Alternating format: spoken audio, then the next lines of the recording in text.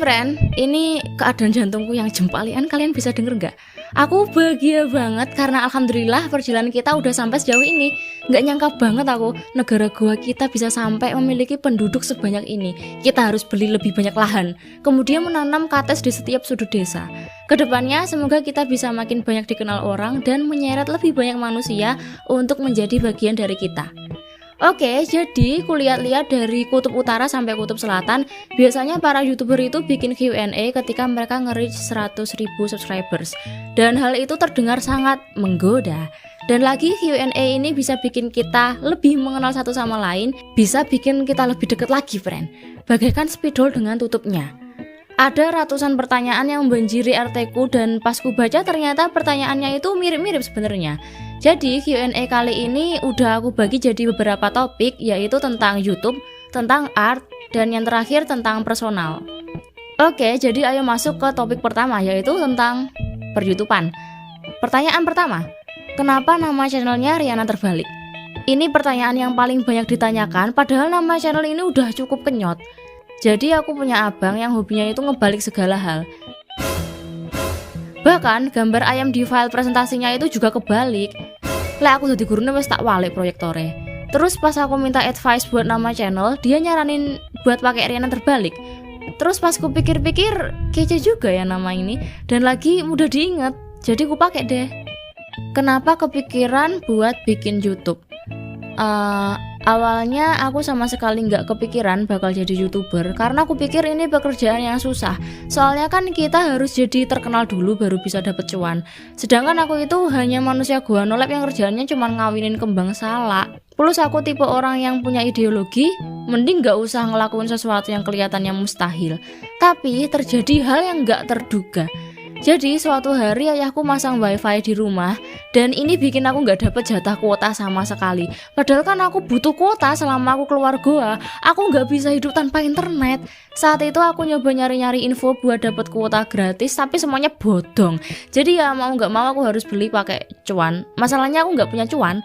Terus aku ingat guruku seni budaya pernah nyaranin aku buat bikin channel, teman-teman onlineku juga, dan akhirnya kakakku nyaranin juga. Katanya bikin channel itu sesuatu yang boleh dicoba. Hal itu bikin aku mutusin buat bikin channel YouTube. Jadi dari awal aku bikin channel YouTube itu emang untuk nyari cuan. Kenapa milih konten gambar, bukan game atau yang lainnya? Ya, soalnya aku paling jago di gambar dan aku paling suka gambar. Melakukan sesuatu yang kita suka bikin kita nggak ngerasa lelah. Ini pilihan yang paling kenyot biar aku bisa terus konsisten konten. Gimana pengalaman awal nge-YouTube?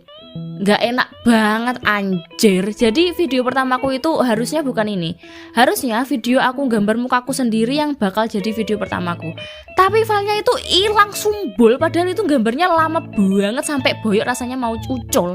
Waktu itu aku hahi aja dan sempat mikir apa mendingan nggak jadi bikin channel aja ya. Mau bikin video pertama aja udah nggak direstuin sama alam seisinya. Tapi alhamdulillahnya aku nggak kemakan dalam pikiran itu. Pikiran-pikiran buruk berhasil ku jotos. Abis itu aku tetap keep going bikin video walau nggak punya tripod, nggak punya phone holder, lighting ataupun alat-alat konten lainnya. Aku nekat aja sih. Entah itu ngerekam pakai raket, pakai rak sepatu, lighting manual pakai lampu yang ku colong dari kamar mandi. Yang penting kontennya kan, bukan peralatannya. Ini nih, ada banyak orang yang nunda-nunda start mereka hanya karena nggak punya tripod, nggak punya kamera atau apalah itu. Jangan manja deh. Padahal kita nggak perlu punya semua itu untuk ambil start. Kalau pengen ngelakuin sesuatu, kita harus ambil startnya sekarang. Kenapa ada suara kambing di intro? Pas awal-awal ngonten, kebetulan omku itu baru beli wedus. Jadi tiap aku rekaman suara wedusnya itu ikut ke record. Aku kan jadi kesel ya. Rasa-rasanya pengen tak gule itu wedusnya. Terus untuk memperingati rasa kesalku itu, sekalian suaranya tak abadikan di intro. Apa spesies makhluk pink yang sering muncul di video? Itu sosis mentah, friend. Kenapa suka nyebut diri sendiri dan subscribers itu manusia gua? Karena aku nolep dan aku ngerasa subscriberku itu juga nolep. Kenapa sering ngomong kenyot? Jadi aku punya teman online yang tiap lihat anime yang menggoda itu, dia suka ngomong nyot kenyot gitu. Awalnya aku takut ya, tapi pas aku cobain, lah kok enak. Aku coba lagi, lah kok tambah enak. Reaksi ortu pas tahu kalau kakak itu YouTuber. Aku cerita ke ibu kalau aku punya YouTube itu setelah aku upload videoku yang ketiga. Terus ibuku nonton videoku yang ini, lah dia shock. Shock brutal gara-gara aku kebanyakan ngomong tai di video itu. Pokoknya ibuku shock gara-gara aku kasar banget di sana. Tapi setelah itu beliau maklumi dan support aku 100%, bahkan nonton videoku tiap hari sampai detik ini. Kalau ayah, aku ngomong ke beliau kalau aku punya channel itu pas aku udah nge-reach 50.000 subs. Beliau loading dulu soalnya agak mendadak kan aku ngomongnya. Tapi setelah itu ayahku dukung 100% channel ini. Apakah ada niatan jadi VTuber? Aku jujur aja nggak ada niatan buat jadi VTuber sama sekali. Jadi VTuber itu kan harus konsisten dan multi language kan. Nanti kalau aku ngomong Inggris jadinya Jonglish, geli kalian nanti. Oke, topik per-YouTubernya udah usai. Dan sekarang kita akan masuk ke topik berikutnya, yaitu soal art. Awal mula suka gambar. Pas aku umur 3 tahun, aku pernah di rumah cuman sama ayah. Waktu itu aku agak rewel, terus aku dikasih spidol sama ayah biar nggak rewel. Dan simsalabim aku langsung hahaha sambil coret-coret. Sejak saat itu, aku jadi suka coret-coret. Bayangin kalau yang dikasih ke aku itu wajan. Bisa-bisa sekarang aku ikut MasterChef. Riana Junior memang suka orat-oret, tapi ya cuman suka doang gitu. Nggak ada niatan buat serius di bidang itu waktu itu. Kapan dan mengapa mulai seriusin gambar? Waktu SMP ada temen sekelasku yang kayaknya gabut dia. Terus dia bilang ke grup kelas gini, yang bisa gambar mukaku nanti aku kasih uang 5.000. Nah, di mana ada cuan, di situ ada saya. Malam-malam aku gambar muka dia dan itu pertama kalinya aku gambar realis. Singkat cerita aku dapat 5.000. Dari sana teman-temanku yang lain penasaran gimana kalau wajah mereka digambar dan aku dapat beberapa pesanan.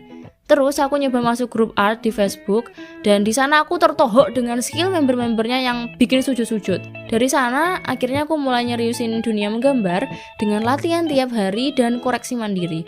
Aku gambar itu benar-benar otodidak dari awal. Kenapa pindah aliran dari realis ke anime? Realis nggak laku cuy. Aku pernah nyoba open komis realis dan itu bener-bener sepi kayak pasar sore di siang hari. Teman-temanku yang dulu pesen komisku udah nggak minat lagi karena rasa penasaran mereka udah terobati. Kontenku yang realis art juga sepi peminat pas zaman itu. Sampai suatu hari aku nyoba bikin konten anime art dan ternyata lumayan rame. Wah, nggak bener nih dunia.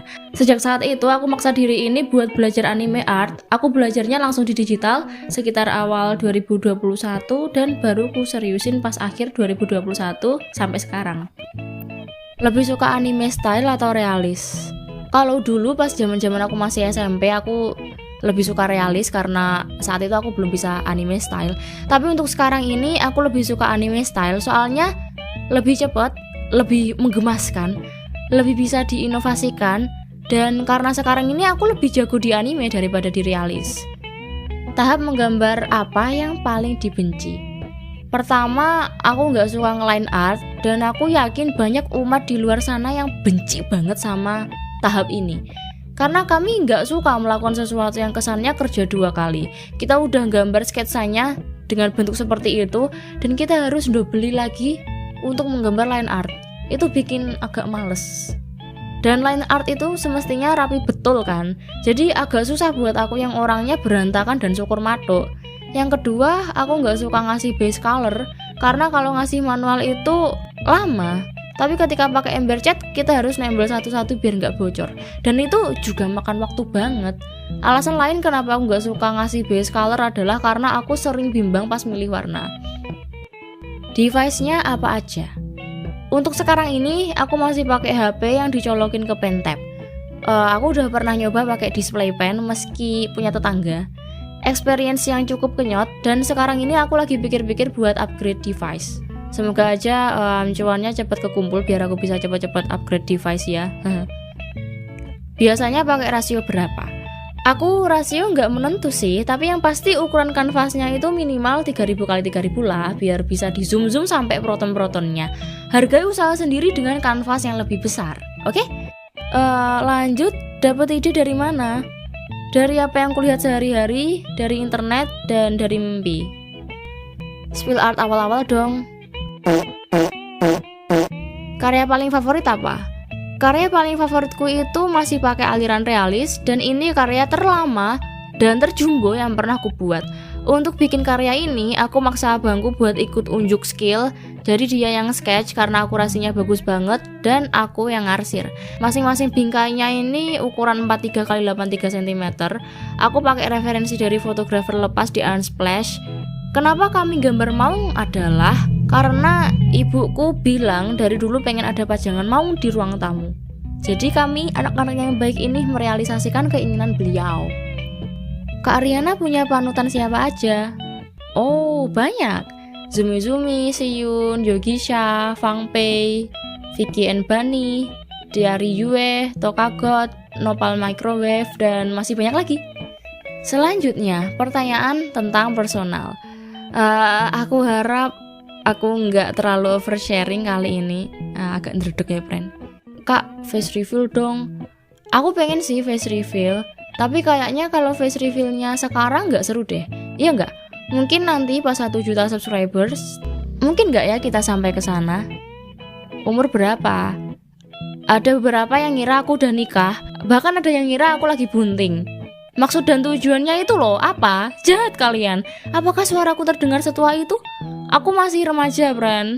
Aku masih belasan tahun. Umur tepatnya rahasia, tapi yang jelas aku masih SMA.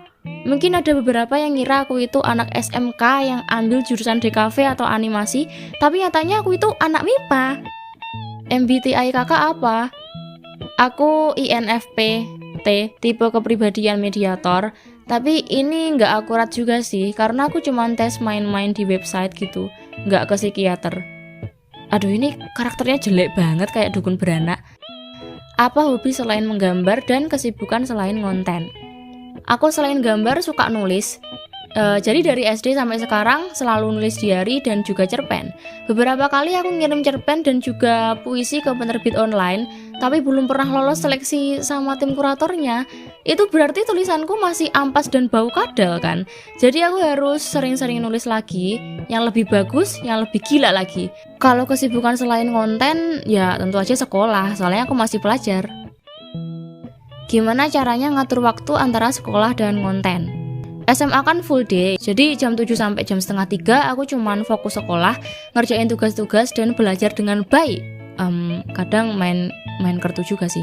Terus pulangnya aku langsung berubah swing jadi orang yang cuman fokus sama kerjaan. Aku pengennya sih tiap hari bisa gitu, tapi karena sekolahku itu ngasih tugasnya nggak ngotak, semena-mena, dan menuntut kami buat kerja paksa tanpa belas kasihan, jadi waktu di rumahku itu beberapa kali kesita buat ngerjain tugas. Nah, karena itu aku masih belum bisa konsisten. Gimana perbedaan signifikan setelah dikenal banyak orang? Nggak terlalu ngefek sih, soalnya orang-orang di sekitarku nggak banyak yang tahu kalau aku itu YouTuber. Makanan dan minuman favorit, sempol, kebab, kopi sama soda. Anime favorit, Asobi Asobase. Film favorit, My Idiot Brother. Itu film dari zaman Neolitikum, tapi aku masih nangis tiap nonton. Webtoon favorit, banyak sih, tapi yang aku paling suka itu Like Mother Like Daughter, Pigpen, Trickster, Bima temanku yang imut banget. Lagu yang biasa didengerin pas gambar, I Beg You, Hakujitsu, Snow Jam, Hanabi, Pretender. Banyak sih. Pernah digigit ular nggak? Alhamdulillahnya nggak pernah. Tapi kalau bunuh ular pernah. Soalnya rumahku itu pedalaman, deket gunung, banyak ular, banyak monyet, banyak bajul. Jadi sering ada satwa-satwa liar itu tiba-tiba masuk rumah malam-malam dan semuanya udah pada tidur. Jadi ya aku yang ngurusin. Pernah ikut lomba? Sebenarnya aku bukan orang yang suka ikut-ikut lomba. Aku selalu mikir, kenapa orang harus diadu dan dibatasi idenya dengan tema yang terbatas? Tapi itu cuma pikiran pembelaan karena aku takut kalah dan males mikir konsep yang terarah. Jangan dicontoh ya, friend. Meski aku males ikut-ikut lomba, tapi aku punya beberapa pengalaman. Aku pernah ikut lomba komik one shot yang temanya jalur rempah. Itu lombanya berkelompok, satu kelompok ada 3 orang, yang satu beban, dan alhamdulillah kami dapat juara 1 se-Jawa Timur. 5 karya terbaik dibukuin sama Dinas Kebudayaan dan Pariwisata Provinsi Jatim, dan harusnya sekarang udah disebarin ke perpustakaan-perpustakaan sekolah se-Jawa Timur. Aku juga pernah ikut SMA Awards, tapi kalah. Pernah makan kadal nggak? Pernahnya makan tokek. Pernah baca EU nggak? Pernah lah. Resolusi tahun 2023 apa? Aku pengen bisa lebih rajin ibadah, makin cantik, terus konsisten konten, gambarnya makin improve, bisa buka lapak di platform internasional, pengen bikin webtoon juga, dan aku pengen channel ini dikenal oleh lebih banyak orang. Udah segitu aja ya, semoga kalian gak masuk angin. Jangan lupa subscribe biar aku bisa makan enak, dadah.